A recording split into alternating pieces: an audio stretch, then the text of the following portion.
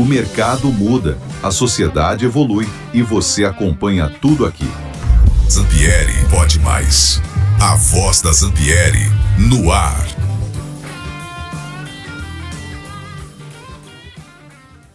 Olá, você sabia que muitas decisões recentes do STJ estão influindo diretamente na vida do seu condomínio? Está no ar mais um episódio de Zampieri Pode Mais. Eu sou Solange Silos, diretora da Zampieri, e hoje nós vamos falar um pouquinho sobre essa realidade, do pet ao aluguel rápido, ao Airbnb. Dos devedores, dos honorários, nós vamos falar várias coisas. E aí a gente vai traduzir do juridiquês para uma linguagem que a gente, que é leigo, entenda e que a gente possa ajudar a todos a entenderem dentro de seu condomínio. E para isso, a gente está recebendo aqui o Dr. Francisco Vasco. Ele é um advogado especialista em direito condominial e é presidente da Comissão de Direito Condominial da OAB Alagoas. E o Dr. Rodolfo Moura, ele é também advogado, estou bem acompanhada hoje, gente, advogado, síndico profissional e foi eleito o melhor síndico de Alagoas em 2024. Com muita honra eu recebo vocês, sejam bem-vindos. E aí nós vamos começar logo por uma situação que está rodando o Brasil inteiro, e principalmente aqui, né? Olha, Maceió é um lugar turístico. Chegando o final do ano agora, alta temporada, a situação, ela fica muito, né? As pessoas procuram, os turistas procuram. Festa de final do ano não é só Maceió, é Alagoas, Litoral Norte, Litoral Sul, Milagres, Barra, com as festas, vêm muitos turistas para cá. E aí temos essa decisão do STJ para falar a respeito do aluguel de curta temporada. Doutor Francisco, vou começar com você. O STJ já analisou, então, esses casos de locação de curta temporada em condomínios. Eu queria te perguntar o seguinte: em que situação o condomínio pode proibir ou restringir esse tipo de aluguel? Porque muitos condomínios alegam que isso afeta na segurança, afeta em diversos fatores da vida em comum. Solange, Rodolfo, mais uma vez, prazer estar aqui presente. Desde 2021, o STJ vem se debruçando sobre essa questão do Airbnb, né, para ficar de uma forma até mais fácil de explicar. E, basicamente, os condomínios têm proibido essas locações com base na convenção condominial. A convenção, geralmente ali nas primeiras cláusulas, ela diz qual é a destinação do imóvel. Se esse imóvel ele tem uma destinação exclusivamente residencial, essa frasezinha por si só já é suficiente para proibir a locação. Agora, obviamente, que o condomínio pode, caso leve isso para uma assembleia, deliberar sobre a permissão da locação. Então é bom o síndico, os proprietários que inclusive investem muito nesses imóveis, tenham em mente que a regra é que se o condomínio for residencial, a locação de curto e curtíssimo período estará proibida. Porque parece que o STJ... ele acredita que essa tem mais a ver com a hospedagem do que com a locação em si? Exatamente. Na decisão fica bem claro que o STJ entende que é um contrato atípico de hospedagem. Não é uma locação comercial, não é hospedagem e também não é a locação por temporada tradicional do artigo 48 da Lei de Locações. Então, é uma criatura que foi... criada. É algo que foi criado pelo STJ para definir uma situação nova, porque o Airbnb, o Booking, entre outros aplicativos, eles trouxeram um novo formato, até mais rentável de locação, né? Então é bom estar muito atento a esses detalhes. Rodolfo, e aí? Vamos lá, para o síndico. Se a convenção for antiga e nem pensou nisso, né? E de repente as coisas já estão acontecendo, esse vai e vem de gente que afeta a segurança e tudo mais, como que está isso? O que você sugere? O que você tem feito nos condomínios que você administra? Bom, primeiramente agradecer, né, o convite. Primeira vez aqui, espero poder voltar mais em outras oportunidades.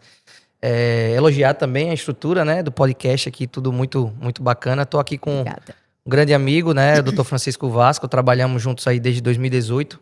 Eu sou advogado, mas hoje ele sabe bem aí, ele inclusive é meu advogado em muitas demandas, né, e principalmente já tivemos algumas batalhas, eu posso dizer assim, com relação à questão do aluguel por temporada. Eu até, em certas assembleias, né, eu costumo dizer que a gente, como síndico, e as pessoas, investidores ou compradores de imóveis, eles têm que analisar o perfil de cada condomínio. Não adianta você buscar comprar um imóvel que é extremamente, eu vou até usar essa palavra, extremamente residencial e querer, de alguma forma, faturar com isso, né? Nós temos investidores hoje, inclusive em condomínios que eu administro, pessoas que moram em outros países, contratam o host, né, o anfitrião, e ali o anfitrião faz, né, alguns fazem, né, na sua grande maioria fazem corretamente, mas outros não. Outros utilizam a estrutura do condomínio para unicamente interesse financeiro, né? Então isso prejudica o andamento do condomínio. A gente já teve uma situação, né, Francisco, de um condomínio em que eu tinha realmente muito trabalho com esses hóspedes, né? Eu chegava a multar, acho que 2 ou 3 unidades por mês, a depender até do mês. O comportamento inadequado? Com certeza. Desde fumar em janela, querer tomar banho nu, né, em piscina. Parece que é uma coisa que eles adoram em Maceió. Viu? Pois é. Então, e acontece quase todo tempo, né?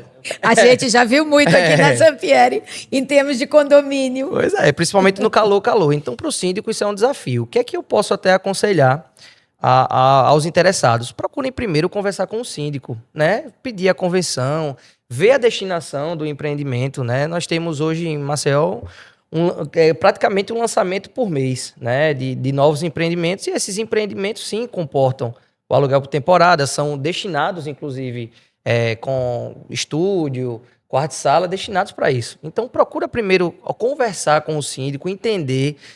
Pede ao corretor, me passa o telefone do síndico, deixa eu ver se eu consigo fazer aqui o aluguel por temporada. E caso seja permitido, adequar as normas, né? O condomínio tem que se adequar para que as pessoas também, os outros condôminos moradores, possam conviver em paz. É o equilíbrio, né? É o equilíbrio que tem que ter, e é isso que o síndico deve buscar, né, na sua gestão.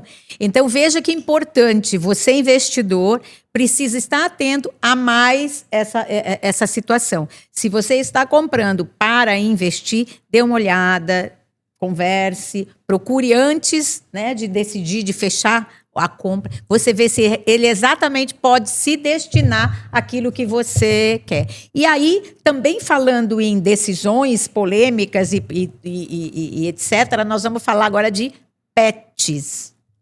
Outro assunto. O STJ também derrubou a proibição genérica dos animais. E, Rodolfo, como é que os condomínios podem se organizar para manter o equilíbrio entre o direito de ter um pet e, ao mesmo tempo, o sossego coletivo, né? Quais são as ações que você recomenda? Me diz aí o que é que acontece no dia a dia. Cachorro latido dentro de casa porque as pessoas saem para trabalhar e deixam, o vizinho reclama, telefone do síndico não para de tocar. Como é que é isso?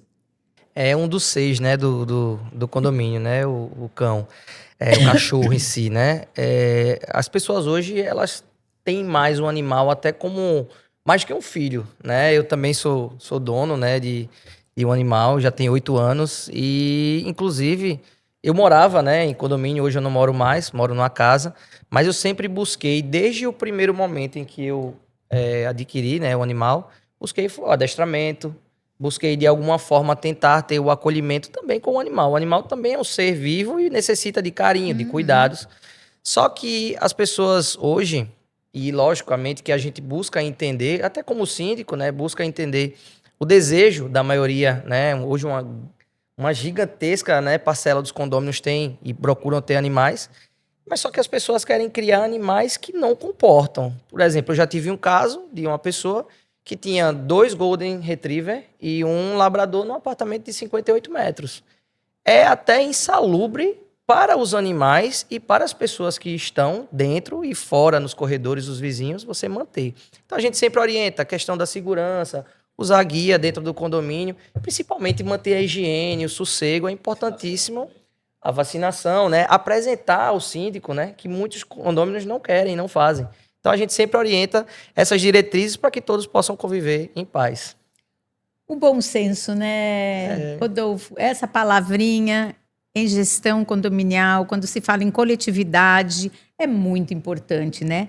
Doutor Francisco, e o STJ, então, ele considerou abusiva a proibição total e restrita, né, dos animais nas unidades privativas. Quais são as raras exceções em que a jurisprudência permite que o condomínio possa intervir ou até exigir a saída de um animal? Olha, a gente está sempre pautado no Código Civil, na Convenção, no regimento interno, nas decisões das assembleias. E, geralmente, a legislação ela traz o dever do condômino de zelar pelo sossego, pela salubridade e pela segurança dos demais moradores. Então, com base nisso, independentemente da raça ou do porte, o proprietário, o dono do animal, tem que seguir essas orientações. Então, a partir do momento que o animal, de certa forma, coloca em perigo, muitas vezes uma criança, né, faz suas necessidades de forma frequente nas áreas comuns, o excesso de latido também, e aí muitas vezes é por questões de maus tratos, o dono simplesmente sai cedo para trabalhar, volta à noite, o animal fica sem comer, sem beber água, ele vai sentir. Ele não tem culpa, né, o animal. Ele acaba sendo a consequência dos maus tratos, da forma errônea de se cuidar de um animal. E aqui em Alagoas, inclusive, nós já vimos decisão judicial, no fórum, numa das varas do Judiciário, determinando a expulsão de um animal. E no caso ficou muito bem configurado, o condomínio juntou todas as provas de que aquele latido estava em excesso e que o dono não tomava nenhuma precaução. Então, assim, se você tem um animal, você tem que zelar por ele. Você tem que adotar as medidas necessárias, pois se vier a atingir qualquer dessa situação de segurança, sossego e salubridade, certamente esse animal vai ser convidado a ser retirado do condomínio. Então, não é necessariamente o tamanho do animal, mas o comportamento do animal, né? Isso. Que a gente está falando aqui em relação a isso. Interessante. A observância do tutor, né? Sim. O tutor observar o comportamento e tentar de alguma forma corrigir, seja principalmente com o adestramento, né? Então acho que tem que ter esse cuidado bastante aí. Só um ponto, Solange. Alagoas aprovou recentemente, salvo engano, em agosto, uma lei que proíbe certas raças e portes de animais em condomínios. É uma lei bem questionável, porque vai de encontro ao que o STJ vem decidindo. Inclusive com a imposição de focinheira, porque tem uma discussão se a focinheira é maus tratos ou não. Né? Tem toda essa questão que deve ser discutida.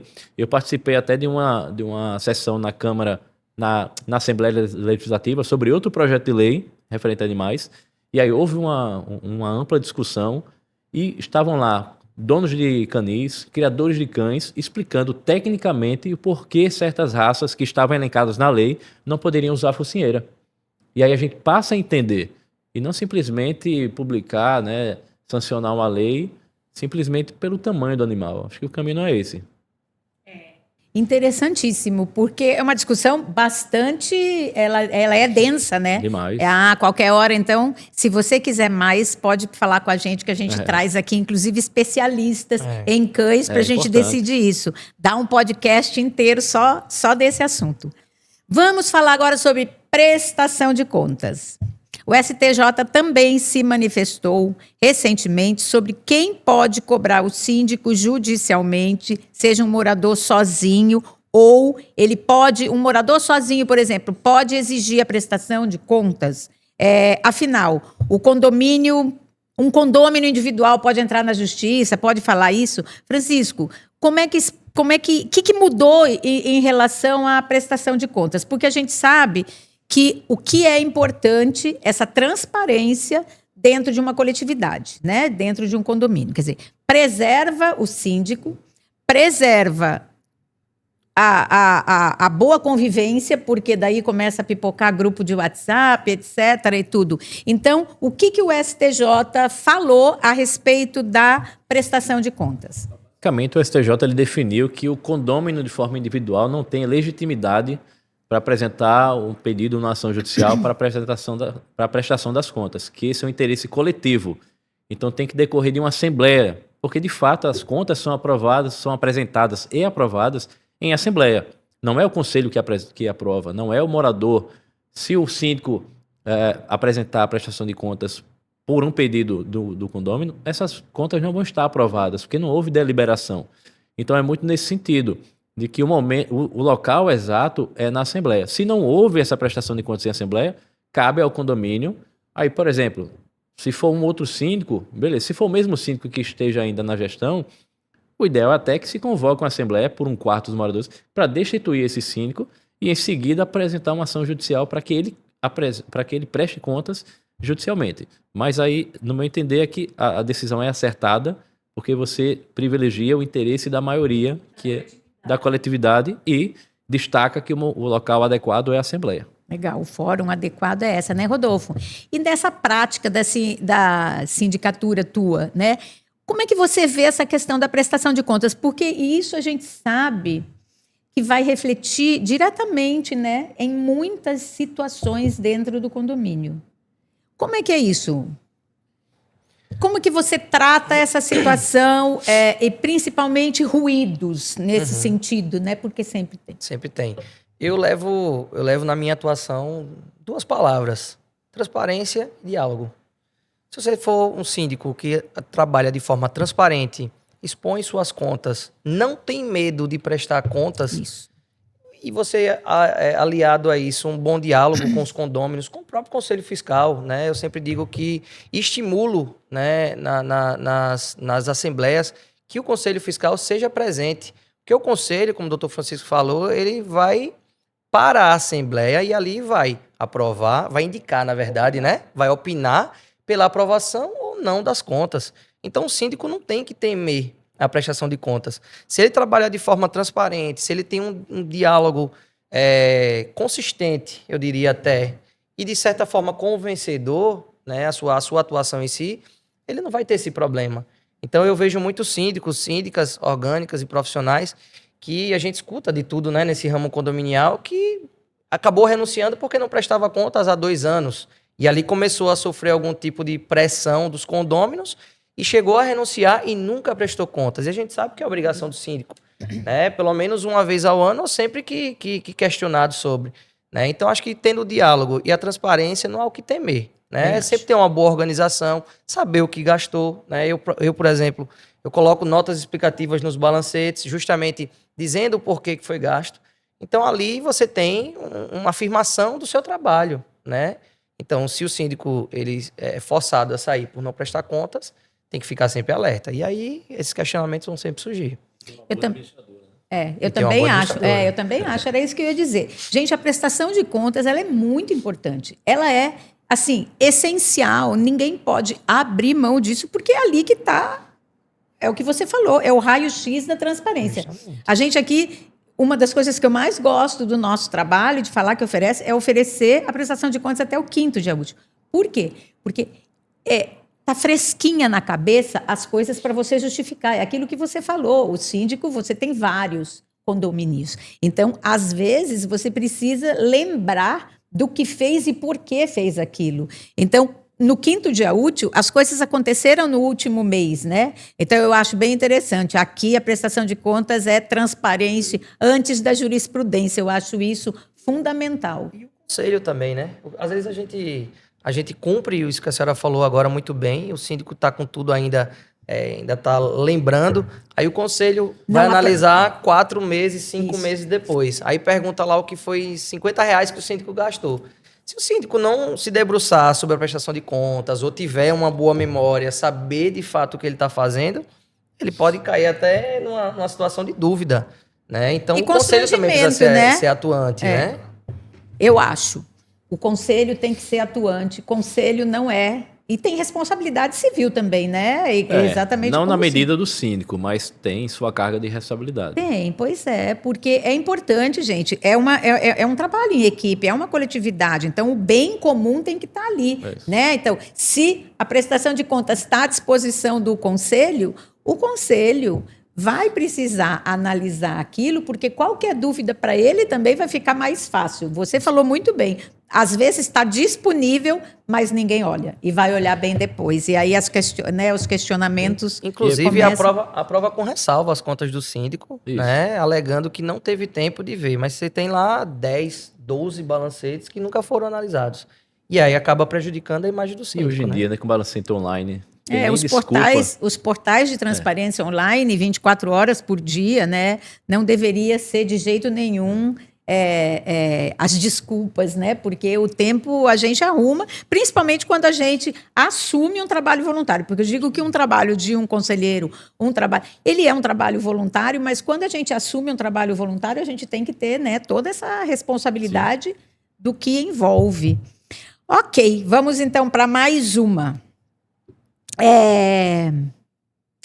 Meu vizinho está devendo 3, 4, 5 meses e está usando a academia do meu lado.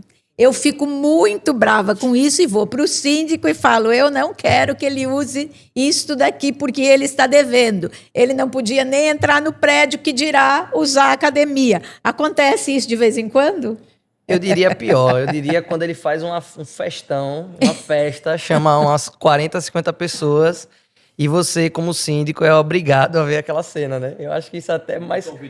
Nem convidado você é. E se você passar, o devedor ainda fica com raiva, né? Olha pra você com raiva e é constrangedor. Eu acredito assim, que se você morar no condomínio, você tem que entender, né, que você precisa, que é seu dever, obviamente, mas eu acho que é mais um preceito moral de você ter esse cumprimento, né? E aí a gente se depara com essas cenas, né, que são cada vez mais comuns, e ainda o pior, quando você se depara com uma reclamação no grupo. Quebrou o elevador, é um absurdo, só vive quebrado. Mas às vezes é tão vital o pagamento daquela taxa que, a depender também da saúde financeira do condomínio, não consegue consertar o elevador por conta da inadimplência. E as pessoas hoje não querem aumentar o condomínio, não percebem que todos os anos o condomínio precisa ser reajustado, o síndico fica tentando fazer mágica, equilibrar as contas, na verdade, e ali no mês, aquela cota condominial que deixou de ser recolhida, deixou de ser paga como dever, simplesmente desequilibra todo o funcionamento do condomínio. E a gente ainda é obrigado a lidar com isso. Ô, doutor Francisco, e o STJ viu o que nesse sentido? Parece que ele acha que a decisão foi baseada em que isso não é uma punição, certo? Devedor tem que ser cobrado com juros, multa e etc. por este caminho e não pela proibição de uso comum do... Justamente isso. O STJ considera que é um constrangimento você barrar, você proibir a utilização das áreas comuns. O STJ utiliza como parâmetro o direito de propriedade, que ele tem uma fração daquele todo, então ele tem sim o direito de usar a sauna, a academia, o salão de festas, as áreas que forem pagas ele pode pagar e utilizar, e o condomínio tem mecanismos para cobrar, né? Se essa recuperação, essa cobrança, a execução de uma cota, se ela é rápida ou não, aí é um problema do condomínio, mas o condomínio tem esses mecanismos e deve utilizá-los, sob pena de, numa proibição de uma área comum, ser responsabilizado e ainda ter que pagar um dano moral para o inadimplente. É complicado. Essa situação, ela vai muito além, né, do dever, né? Porque é isso, as pessoas elas cobram exatamente isso. Quer dizer, meu elevador está parado porque meu vizinho não pagou. Né? E se eu pago todos os meses, ele teria que pagar. E aí já começa a olhar com cara feia, já começa os grupos de WhatsApp. Isso aí, inclusive, é perigoso, né? Porque expor também em grupos de WhatsApp ou etc., ele vai de encontro com a lei. A lista de inadimplentes, ainda hoje em dia tem gente que pergunta se pode publicar a lista de inadimplentes no mural, no elevador. Aí também tem que ter um mínimo de bom senso, né? Porque nos grupos de WhatsApp, a gente está falando, a gente já fez até um podcast aqui para falar sobre essa questão dos grupos de WhatsApp, porque às vezes no grupo as pessoas se excedem e falam coisas e que isso pode judicialmente vir contra elas, né? Eu digo sempre assim, não fale nada no grupo de WhatsApp que você não falaria numa assembleia, né? Pois é. Totalmente contra o WhatsApp de condomínio que não seja fechado. Se o condomínio quiser criar um grupo à parte, não oficial, com outros moradores, fica à vontade. Mas o oficial do condomínio, ele tem que ser trancado só com o síndico, o subsíndico. Para avisos, né? Para comunicados, para avisos, somente isso. É complicado. Tem muita polêmica, né? O pessoal joga muito até fake news, né? Tudo. Dentro da gestão, né? Tenta maquiar ali a gestão negativamente. E muitas vezes aquilo também, a gente tem que pensar que o síndico também por mais que as pessoas achem que a gente está disponível 24 horas, mas a gente é gente também. É isso mesmo. Então ofende, às vezes você lê ali uma inverdade, né? Sobre a atuação, sobre... Você é funcionário do condomínio. Pois é, eu pago seu salário. Então, assim, às vezes desestimula o síndico, por mais que ele esteja trabalhando, fazendo por onde. A gente também tem que entender que tem certos fatores externos, né, à atuação do síndico que impedem. A gente tem fornecedores que não cumprem prazos, tem fornecedores que não trabalham corretamente. E aí você acaba levando uma culpa que não é sua, né? Ao nosso papel cabe a fiscalização, a cobrança.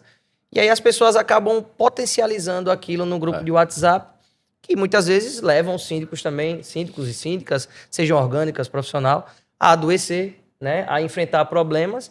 E tudo aquilo ali por conta de uma coisa que às vezes nem é verdade. Não procurou se aprofundar, não conversou com o síndico a situação, simplesmente colocou aquilo ali no grupo, os leões do WhatsApp, né? Eles colocam aquilo ali e depois eles somem. É isso. E aí ele sempre volta para atacar, né? Sempre volta para atacar. Então isso é...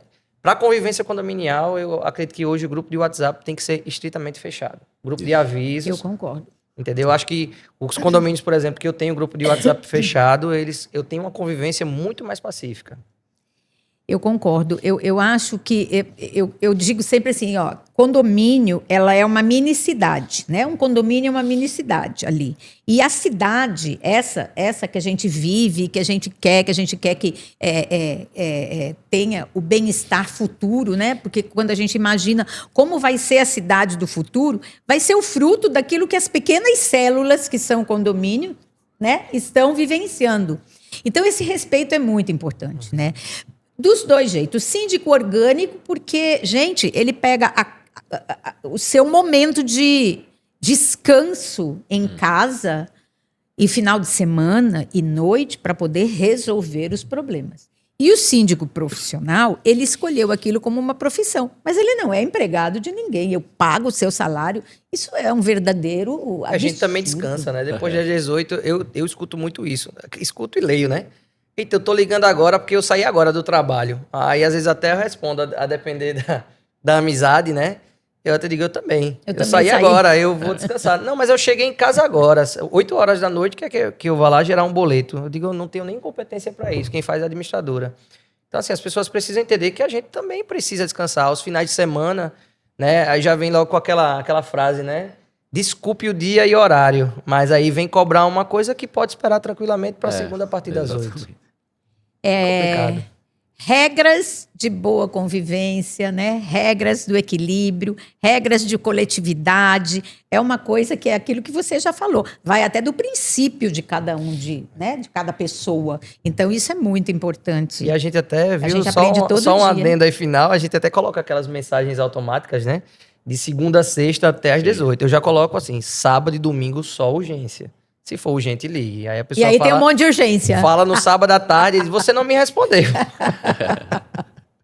A urgência virou... Vamos lá, vamos filtrar aí essa urgência. Então, tá bom. Agora vamos falar, já que a gente está falando de inadimplência, vamos falar de cobrança? Tem uma agora que é boa, viu? Francisco, doutor Francisco. O STJ analisou recentemente a questão dos honorários jurídicos, gente. Meu Deus. Afinal, o condômino ou o condomínio, quem que cobra esses honorários contratuais do advogado junto à dívida condominial? Vamos explicar. Rodolfo, fala aí como é que funciona no dia a dia essa questão. Inadimplente, aquela pessoa está inadimplente, passou o período de X tempo, que é o período bancário, ou o período que está acordado, que a administradora vai conversar, aí não conseguiu, vai para uma cobrança jurídica. Me explica dali para frente o que acontece. Então, depois desse período, geralmente 30, 60 dias, né, a gente sempre encaminha para o jurídico. O Francisco tem alguns condomínios que ele faz, né, essa parte, então, automaticamente, como a gente hoje tem os sistemas, né, que dão total liberdade e transparência para o jurídico, hoje o jurídico não depende mais do síndico, né? A não ser para assinar uma procuração, alguma situação de atualização. Então o jurídico vai lá, apresenta, ó, Rodolfo, esse daqui já está mais de 90 dias ou mais de 60 dias sem pagar o condomínio. Já tentamos a cobrança administrativa, extrajudicial e não deu resultado. Então a gente autoriza, né? E ali, logicamente, eles passam, inclusive já vem, né, de sistema, já vem com a cobrança dos honorários advocatícios. Já incluso. Então a gente já faz a autorização, o jurídico age, e a gente vai acompanhando, né? É lógico que hoje as pessoas querem, quando você diz que passou para o jurídico, o pessoal já vem, mas eu vou pagar honorários, não vou pagar honorários, né? E eu acho que isso acabou chegando, potencializando lá em cima, né? Que hoje eu acho que é até mais uma situação prejudicial, né, ao condomínio, ao síndico em si, porque, não vou pagar honorários, né? É o que a gente vai ouvir do devedor. E agora, infelizmente, para os advogados, porque muitos advogados, né, vivem do direito condominial, do ramo condominial, se especializaram, estudaram, investiram seu tempo para isso, e simplesmente agora vai ser uma discussão extremamente prejudicial, na minha visão, para os advogados. Vai desestimular muitos advogados bons no mercado a continuar trabalhando no ramo condominial. Então, quem perde, na verdade, é a sociedade, né? Principalmente porque o devedor, ele passa a entender que agora ele tem aliados, né? Para que ele continue assim. Então, isso é prejudicial demais. Eu até lamento, né, de receber essa notícia, até como advogado, não mais atuante, né, nesse ramo condominial, mas, infelizmente, é uma decisão que prejudica todo mundo. Isso, na verdade, é uma proteção ao devedor. Está muito claro. Porque a partir do momento que você tem os honorários previstos na convenção, não tem que se discutir. A convenção prevê juros, multa, correção e honorários. Então, eu vou utilizar esse documento que tem uma força de contrato entre as partes. A partir do momento que o condômino ele compra ou ele, de certa forma, tem a posse daquele imóvel, ele cria uma relação obrigacional que deve ser seguido. Então, ele sabe que, se não pagar no prazo X, vai ser demandado judicialmente e vai ser cobrado. E a decisão, ela determina a retirada desses honorários, alegando que os honorários convencionais vão se misturar com os sucumbenciais. A sucumbência é uma coisa, os honorários contratuais, os honorários da convenção são totalmente outros. Né? O sucumbencial... Explica pra gente o que é o honorário contratual e o que é o honorário de sucumbência. A sucumbência está previsto no CPC. É uma garantia legal, inclusive, e até que se tenha um movimento, já está tendo um movimento para que esses honorários da convenção sejam também inseridos na própria lei de forma expressa. Mas o honorário sucumbencial, o artigo 85 do CPC, ele deixa claro, de 10% a 20% é o valor estabelecido para o advogado. Né? E você tem um honorário contratual, que nesse caso a gente está tratando do honorário da convenção, que é uma espécie de contrato. Então, eu tenho sim o direito de cobrar. E no fim das contas, se eu não puder cobrar esses honorários do devedor, isso vai ser repassado de alguma forma para o condomínio. Né? Tudo bem, você vai poder entrar com ação de cobrança, porque esse questionamento foi na ação de execução de um título executivo que a ministra entendeu que no rol do que eu posso inserir no título, aí tem juros, tem correção, não tem de forma expressa os honorários. Mas isso não é um argumento, porque ele está previsto na convenção. E se eu for entrar com as ações de cobrança, eu vou ter um retrocesso gigantesco, porque é uma ação muito mais demorada e eu vou utilizar o mesmo relatório que é gerado pelo sistema com base na convenção. Então, assim, é um contrassenso enorme eu não poder utilizar o mesmo documento numa ação de execução e poder utilizar numa ação de cobrança. Né? E isso poderia recair, então, sobre o condomínio. Ou seja, aquele que já está nervoso porque o meu vizinho deve e está fazendo a festa. E está usando a academia do meu lado, eu ainda vou ter que pagar para ele, né, dividido no rateio, quer dizer, nas despesas do condomínio, a situação do advogado que está demandando uma cobrança com ele. É isso? Isso mesmo. É por aí. E aí? E aí a gente tem que tomar alguma atitude para modificar isso. Tem jeito de reverter? Como é que está essa situação? Ela ainda é estudo? Ela já é definição? É uma decisão individual. Sei. Tá? Ela não cria precedentes, ela cria um precedente, mas não é vinculante. Mas a gente viu há alguns anos as decisões de locação por temporada, por exemplo, serem só uma ação isolada e hoje, basicamente, apesar de não ter súmula, mas ela praticamente já vincula, né? Porque todos os tribunais estaduais já estão seguindo essa decisão. E a gente já vê aqui em Alagoas juizados e varas cíveis seguindo esse entendimento em relação aos honorários, determinando a retirada da planilha de débito. Isso ainda vai, então... eu fico pensando, sabe, na gestão, Rodolfo, de um condomínio, né? Porque, veja, e deixa eu dizer, essa decisão, ela tem ação imediata? Sim. Ela já está valendo. Sim. Então, aí eu fico pensando, Rodolfo, para você. Você tem uma programação orçamentária, certo? Você tem uma projeção orçamentária daquele condomínio que é aprovado geralmente uma vez por ano. Isso. E você tem ali as tuas receitas, as previsões da receita e a previsão das despesas. Esta receita ela estava prevista para entrar, não entrou e entra uma possível despesa que não estava prevista. Isso diante de um orçamento, muitas vezes, enxuto. Como fazer isso? Tem que tirar de um lugar e pôr no outro. É mais um desafio, né? E só o fato de você fazer a previsão orçamentária e ter algum tipo de aumento já é desafiador. Então, e a forma como as notícias até estão sendo propagadas nesse sentido, o doutor Francisco explicou muito bem, foi uma decisão, né, individual, mas que as pessoas já pegam aquilo como uma aplicação de fato imediata e já vão se valer daquilo, né? Já vão se valer dessa decisão simplesmente para se valer para não pagar condomínio. Não pagar e não querer ser cobrada, né? Isso é que é o pior. Então a gente já não pode impedir que as pessoas usem as áreas comuns, não pode constranger, obviamente, não pode colocar lista de inadimplência, que eram coisas que se faziam antigamente. Colocava no elevador antigamente. No elevador, no mural, para todo mundo ver, né? Para estimular, entre aspas, os devedores a pagar. E agora até a cobrança está sendo prejudicada. Então, são mecanismos de defesa e acusação, não diria nem acusação, eu diria que até injusta, né? Para o condomínio, para o gestor, né? Você falou muito bem que a gente faz essa programação, essa previsão orçamentária, mas às vezes as coisas têm uma despesa extraordinária, que a gente tem que levar uma taxa extra, e agora essa preocupação, né, doutor Francisco? Agora eu vejo assim, com um otimismo de que essa decisão ela será revertida em breve. Também acredito. E a gente tem aí os estudos do novo Código Civil. Estão a todo vapor e há um movimento para que alguns grupos estejam indo a Brasília fazer um movimento político para que seja inserido esses honorários, porque o honorário tem um caráter alimentar. Então, assim, você não está tirando qualquer verba, qualquer dinheiro.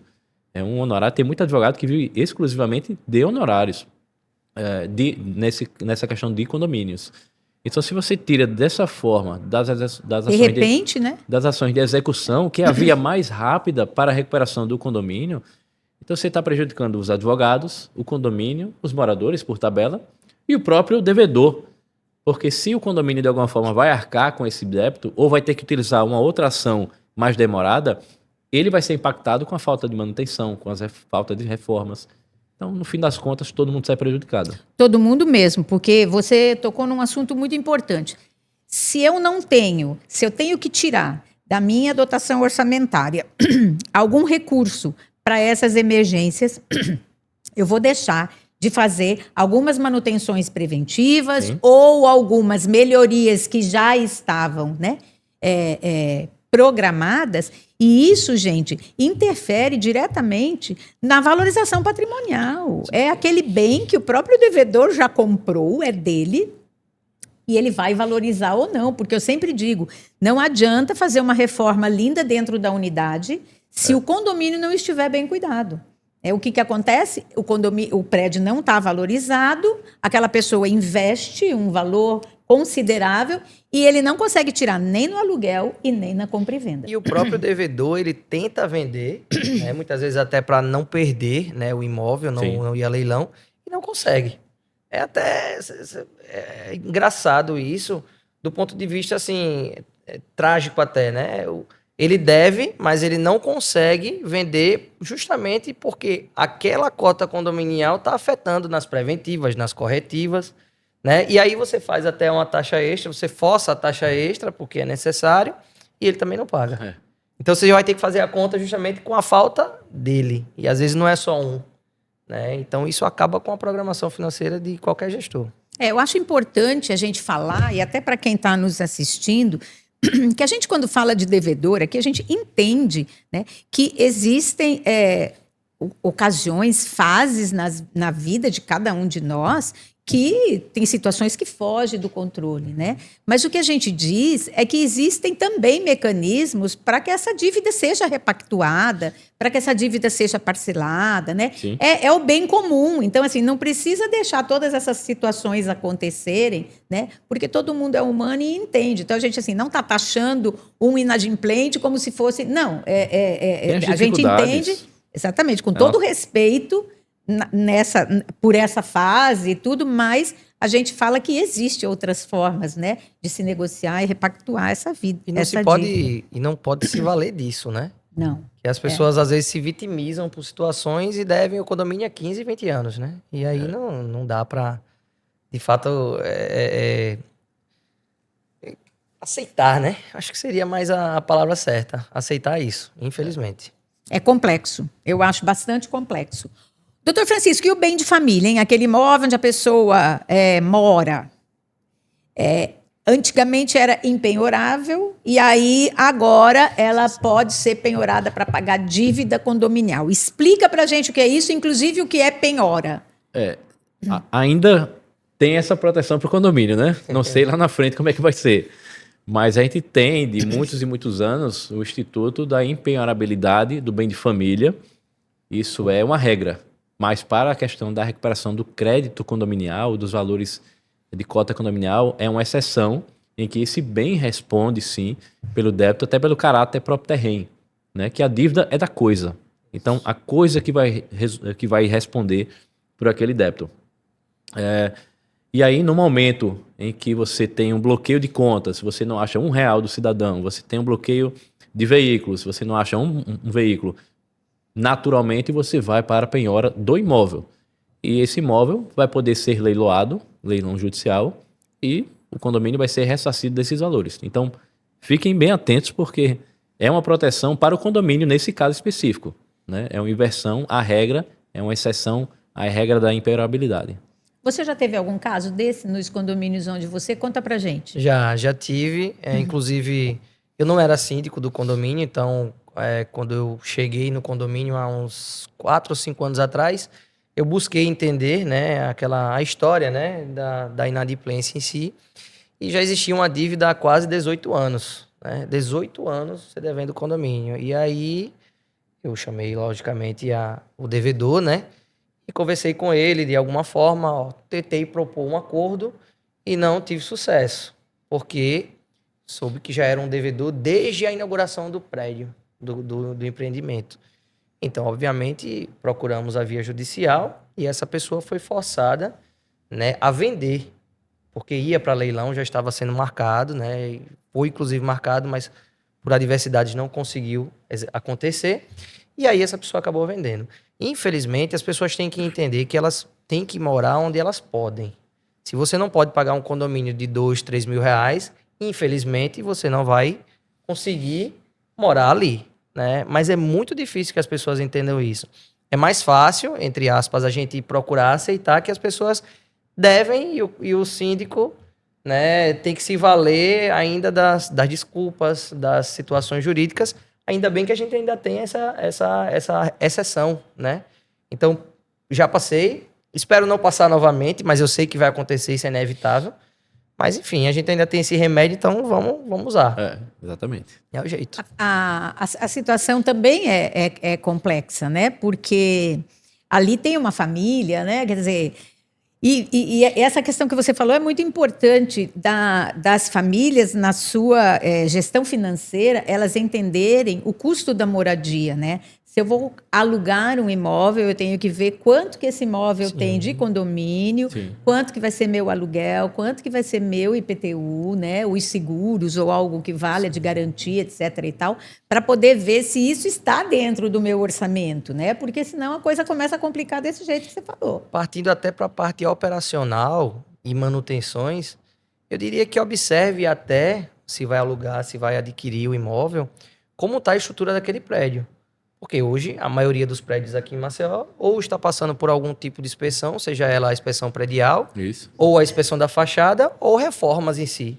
E são reformas que não são baratas. Uma reforma hoje de uma fachada, ela encarece demais o custo de vida dentro de um condomínio.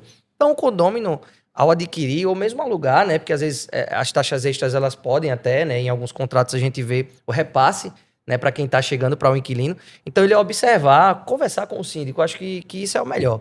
Ter esse diálogo com os síndicos, ô síndico, como é que tá aqui? Vai passar por alguma reforma? Eu vou pagar alguma taxa extra? Dizer, meu amigo, ó, a gente tem uma previsão, existe uma possibilidade, e aí aquela pessoa vai analisar ou não, né? E aquilo vai interferir na programação financeira dela diretamente, né? E evitar um problema. Mais uma vez, olha que interessante. Em outro assunto, e mais uma vez a gente vê a importância de, na compra e venda, estar conversando, né? Com o síndico, conversando com aquele núcleo onde a pessoa vai querer morar e viver, para depois o investimento não ficar uma situação desagradável e que vai, né, interferir em um monte de coisa aí. Eu acho que estamos finalizando, chegando aí no final das nossas avaliações sobre o quanto decisões do STJ têm interferido na vida condominial e que às vezes cai da cabeça da gente de um dia para o outro, a gente vai lá procurar saber o que é que é. Aí eu gostaria de encerrar com as considerações finais de cada um de vocês a respeito disso tudo que a gente conversou hoje. Vamos lá. De fato, o STJ tem batido um pouquinho na cabeça da gente, né? Mas acho que o direito está aí para ser discutido, para ser debatido, e vamos acreditar que essas decisões, principalmente essa dos honorários, venham a ser revertidas.